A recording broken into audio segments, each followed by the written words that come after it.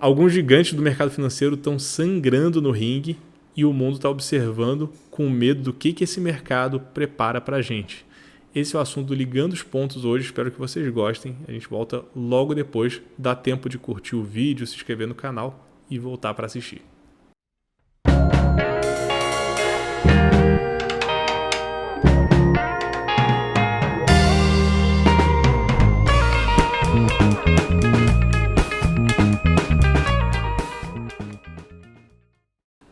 Bom, os bancos brasileiros divulgaram seus números nos últimos dias, aqui em fevereiro, e isso trouxe uma visão muito interessante do que o setor está passando, porque alguns gigantes estão sangrando na lona, enquanto outros estão tendo lucro recorde atrás de lucro recorde.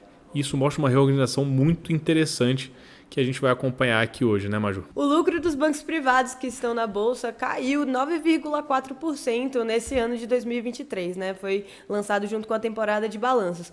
Mas isso não significa que todo mundo saiu no negativo esse ano. O Itaú teve uma alta no lucro para variar, o BTG Pactual também, só que o Bradesco e o Santander tiveram quedas muito significativas e com isso puxaram os quatro para baixo, né? O conjunto dos quatro. Porque a queda foi tão forte, mas tão forte, que para o Bradesco, no dia seguinte à divulgação dos resultados, a ação caiu mais de 15%. Num pregão só. É uma loucura, assim. Uma ação de um gigante desse derreter 15% em um pregão só é um sinal de que veio uma coisa muito errada na divulgação de resultados. 2023 já foi um ano de preocupação, né? Principalmente com a questão da inadimplência. Isso saiu em vários eventos que o monitor do mercado foi. Isso saiu também nos balanços de que essa era uma grande preocupação. Teve o Desenrola e diversos outros programas do governo para ajudar, mas parece que tem algum buraco a mais aí nesse quesito do Bradesco, porque teoricamente, né, você pensa que o setor ele anda junto. Você tem variações de quem cresce mais, quem cresce menos, mas o setor anda junto a não ser que alguma coisa grande aconteça. No balanço do Bradesco, eu acho que foi um susto, né, realmente para todo mundo. A gente olha muito o ROI, que é o retorno sobre o patrimônio, assim, é o quanto o banco consegue gerar de lucro com o patrimônio que tem. E assim você pensa, se ele conseguir captar mais clientes, se ele conseguir aumentar o patrimônio sob gestão, ele vai conseguir ser mais lucrativo, gerar mais lucro. E aí, quando você olha isso, você vê se a empresa está funcional ou se ela está disfuncional. Se aumentando o patrimônio, o banco gera mais lucro, perfeito, né? Tá ótimo. Se estiver negativa, a empresa está para quebrar. Né? Ela está gerando prejuízo mesmo aumentando o patrimônio.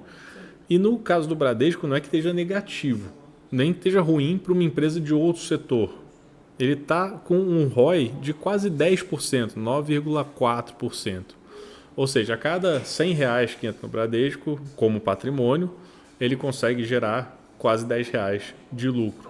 Só que os outros concorrentes dele, o Itaú e o BTG, estão com quase 20%. O BTG com 20,1% e o Itaú com 18%. E no caso do Santander ele está com 10,3%. Então o Santander e o Bradesco estão com um ROI muito parecido. Eles estão com a capacidade deles de fazer dinheiro com dinheiro que vira patrimônio está muito parecida. E é metade dos concorrentes. Então isso assustou muito os investidores. Tanto é que no dia seguinte eles fugiram da ação do Bradesco com força ali. Eles venderam muito no dia seguinte. Porque eles estavam esperando um banco lucrativo, já que é uma operação muito tradicional, o Bradesco não muda muito. Né? Você vê uma agência do Bradesco hoje, ela parece uma agência de 2000, que também parece uma agência de 90 e poucos. Que tanto faz. Passa esse ano e continua igual. Uma agência de banco normal, igual aquelas que a gente lembra de ir trocar cheque, sabe? Perfeito.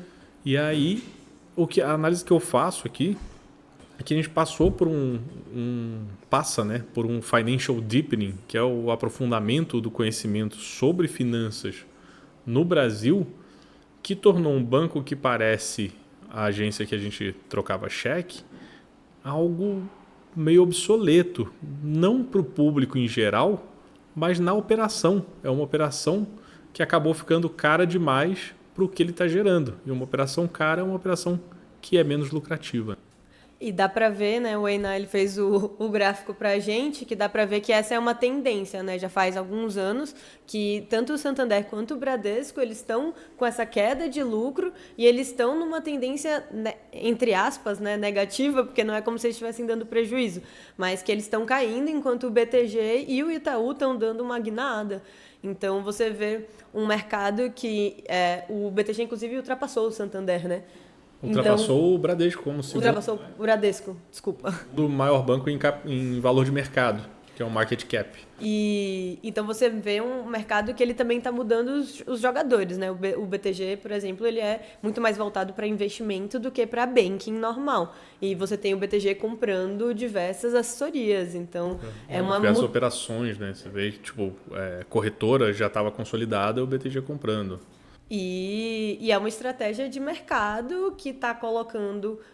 a gente está no momento de transição, né? Transição, eu diria, tanto do capital privado, né? Que é o que esses bancos estão fazendo, quanto transição do capital público, porque você tem a reforma da Previdência, ou a reforma tributária. Você tem a reforma tributária, eles estão querendo fazer uma reforma da lei das falências, que foi pauta, inclusive, nessa sexta-feira, que é quando a gente está gravando o podcast. A Haddad foi lá na Fiesp, né, conversar com os banqueiros.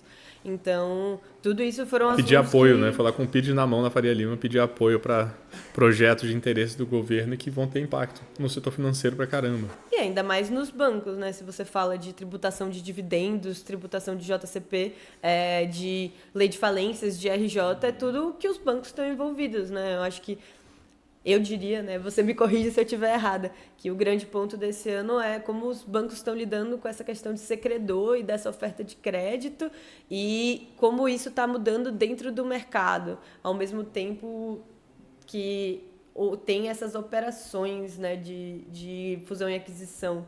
Fusão e aquisição eu acredito muito ao financial deepening ali. O mercado está mudando, uma startup hoje consegue levantar crédito, pegar crédito de um monte de gente e gerar empréstimo para outras pessoas. Então, a gente consegue criar mecanismos financeiros muito mais complexos hoje, com muito menos investimento. Você não precisa ser um banco necessariamente para fazer várias operações. Então, as startups, as fintechs que o pessoal fala, elas viram uma concorrência real para os bancos em alguns aspectos. E aí alguns bancos o que fazem? Compram operações, outros encolhem e perdem espaço.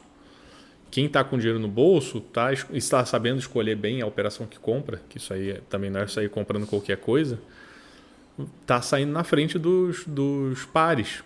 Porque você passar a oferecer alguma coisa num banco, passar a oferecer um serviço novo, fazer uma operação diferente, voltada para um público diferente no banco, é muito difícil. Tá? Uma estrutura de um banco é uma estrutura grande, cara e demorada. Burocrática. Não tem como não ser. Um banco é grande demais, ele passa por compliance demais. E não demais no sentido de excesso, mas porque é efetivamente muita coisa. Para você ser um banco, você tem que passar por muitas coisas. E para você mudar direcionamento também. Alguns amigos que trabalham em bancos com uma visão bem clara de que o banco, para se modernizar, ele tem que começar 5 anos antes, para começar a modernizar alguma ponta de funcionamento dele. Enquanto para uma fintech você lança uma empresa com um foco específico e se ela cumprir bem esse papel, ela vai ter a sorte ou o azar de ser comprada por um banco. A gente teve o caso da Empíricos, que foi recentemente, né, foi comprado pelo BTG, acho que há 2 anos. E no fim do ano passado, o BTG fechou a corretora da Empíricos. Ela tinha uma corretora própria que estava dentro do guarda-chuva do BTG, mas era uma corretora própria, alternativa ali. E o BTG foi lá e fechou essa corretora, passou toda a operação dela para dentro do banco. Ou seja, ela teve a sorte de ser comprada pelo BTG, mas ao mesmo tempo esse braço, ele não era um braço diferente, o bastante ali, na avaliação, né, que eu vi no mercado, não era um braço diferente o bastante para o BTG manter fora do guarda-chuva total dele, da operação total dele. Então, puxa esse e deixa o outro braço da Empíricos, o de conteúdo, de plataforma, o dos fundos, né, que a Empíricos tem fundos específicos ali, deixa esse rodando sozinho. Porque esse é diferente o bastante, esse vai trazer uma função diferente para o banco. O outro ele pode trazer para dentro.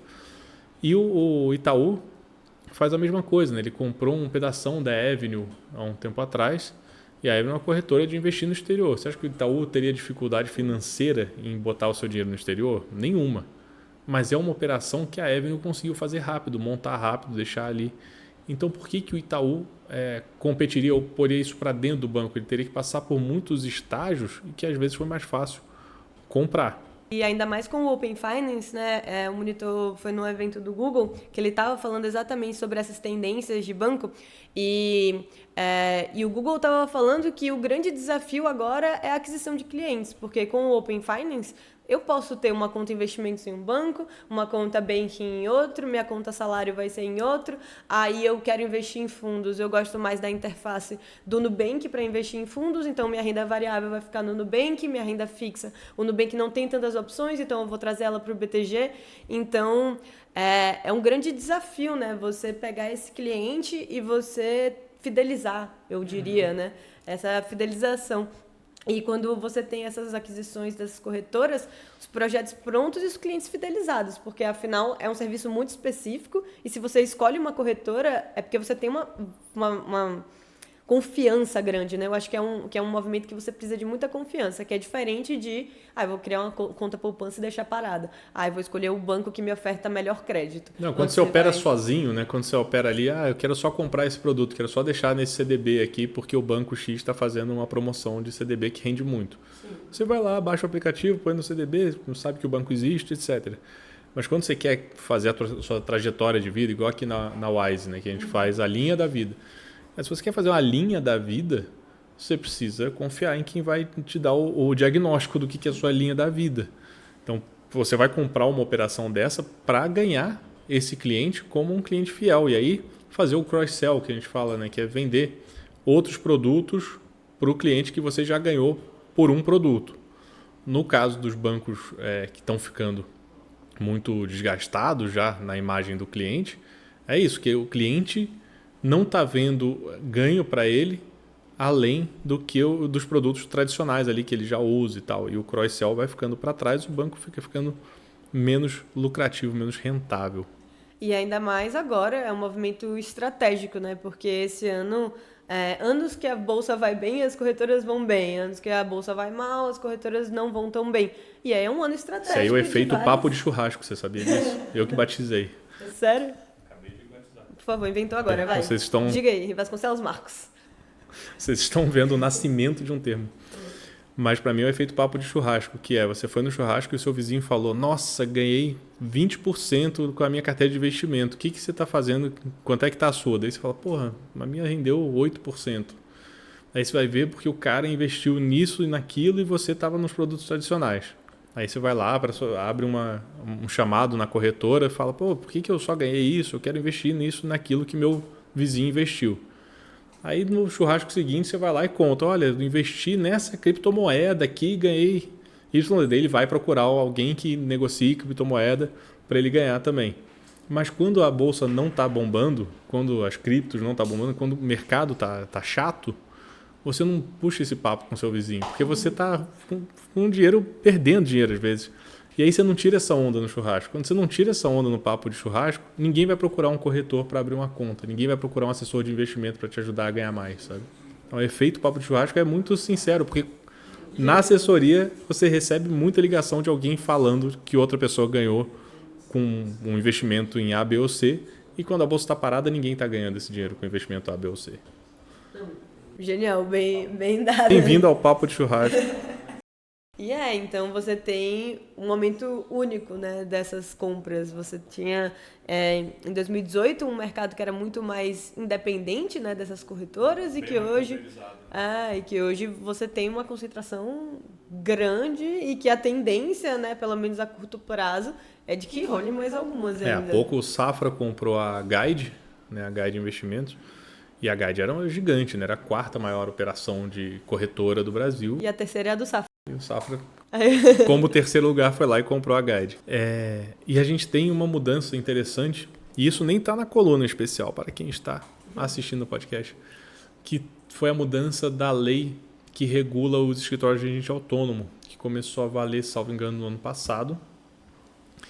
E deve atrair bastante player para gerar liquidez nesse mercado, para gerar eventos de liquidez. Por quê? Até então você, para ser um escritório de agente autônomo, só poderia ter como sócios outros agentes autônomos. Eu sou um agente autônomo cadastrado na Ancor, né, que é o agente regulador ali, CVM, enfim, tem cadastro meu na CVM, etc.